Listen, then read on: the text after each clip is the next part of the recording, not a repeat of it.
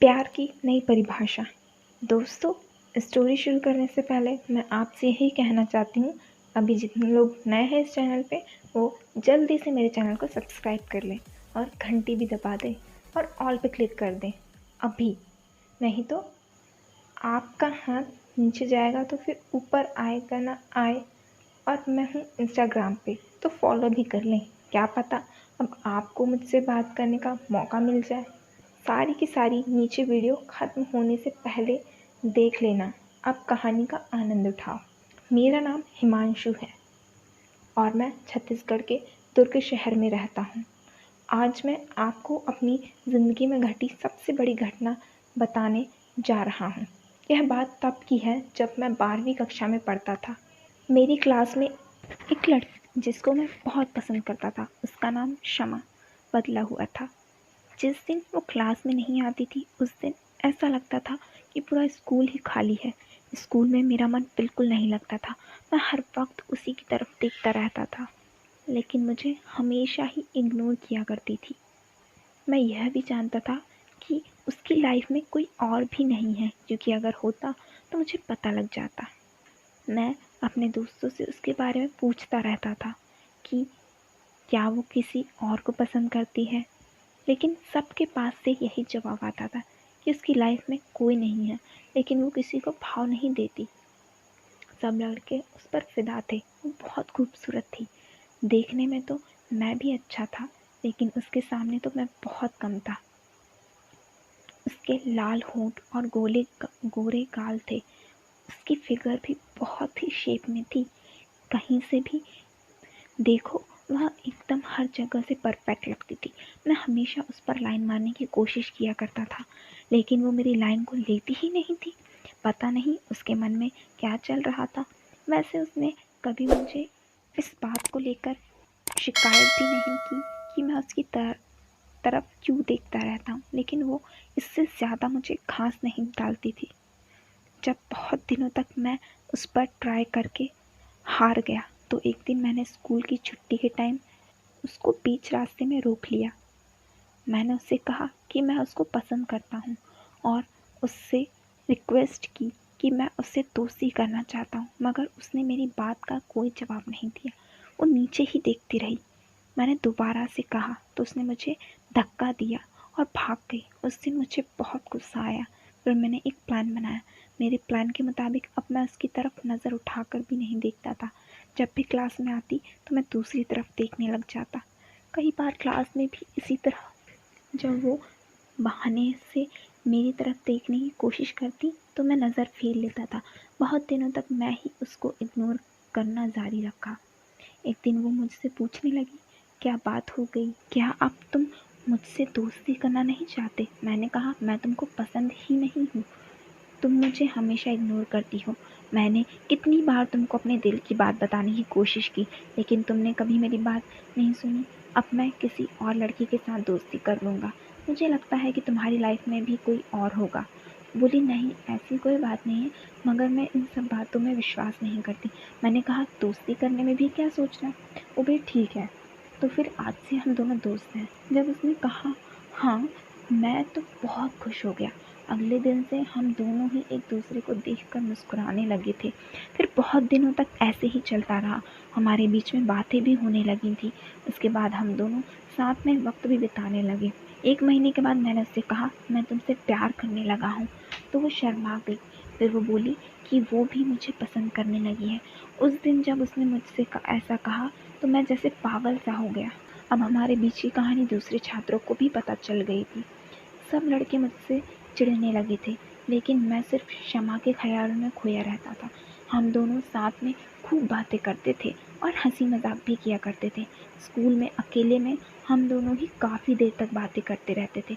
हमारे प्यार के बारे में किसी ने शमा के घर वालों को भी बता दिया।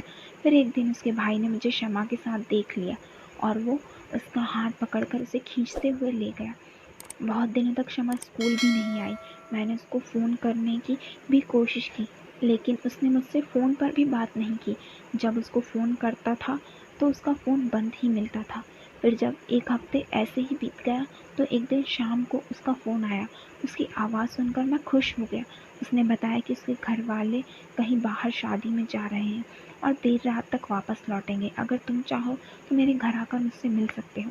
मैं उसकी बात सुनकर खुश हो गया।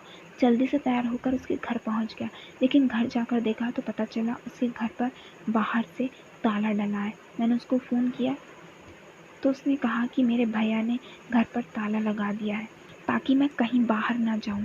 जब उसने तुमको मेरे साथ देखा है, मेरे घर वाले मुझे कहीं नहीं जाने देते, इसीलिए वो लोग मुझे शादी में भी नहीं ले गए। मैंने कहा, तो फिर मैं अंदर कैसे आऊँ?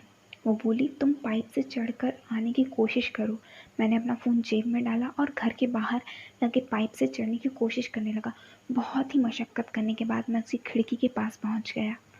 उसने मेरा हाथ पकड़ लिया और मैं अंदर उसके रूम में कूद गया। मेरा हाथ बहुत दर्द करने लगे थे और कई जगह मुझे खरोंच भी आ गई थी। उसने मेरी हालत देखी तो वह रोने लगी और मुझे बोली कि तुम मुझे यहाँ से चुरा के कहीं और ले जाओ, क्योंकि मुझे यहाँ पे बिल्कुल अच्छा नहीं लगता। इसलिए मैं तुम्हारे साथ चलने को तैयार हूँ। वो पूछने लगी, तुम मेरे साथ चलोगे क्या?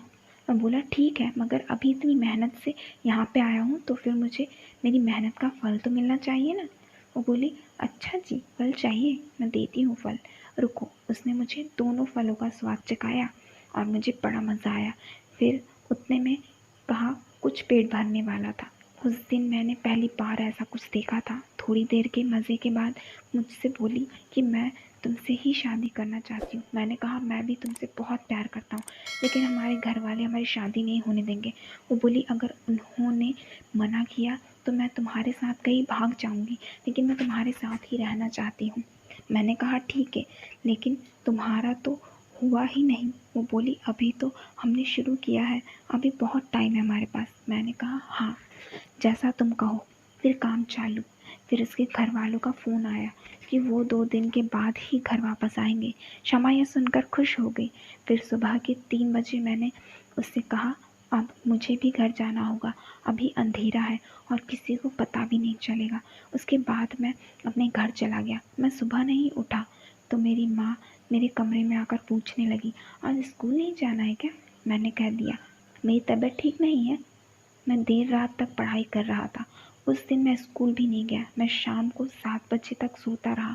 शाम को पापा ने कहा कि तुम पढ़ाई के चक्कर में अपनी तबीयत खराब मत कर लेना। मैंने पापा से कहा, मैं ख्याल रखूँगा, लेकिन आज मुझे अपनी फ्रेंड के घर पर पढ़ाई करने के लिए जाना है और मैं रात को वहीं रहूँगा। शमा ने मुझे बता दिया था कि उसके घर वाले अभी नहीं आए हैं। जब लाइन क्लियर मिली तो मैं शमा के घर पहुँच गया। मैंने वैसलीन उठाई और अपने काम को अच्छी तरह से अंजाम दिया। फिर दूसरे दिन उसके घर वाले आ गए। अब हम घर में नहीं मिल सकते थे, इसीलिए स्कूल के बाद स्टडी के नाम पर हम मेरे दोस्त के हॉस्टल में के कमरे में मिलते रहे। कुछ दिन बाद हमारे एग्ज़ाम शुरू हो गए।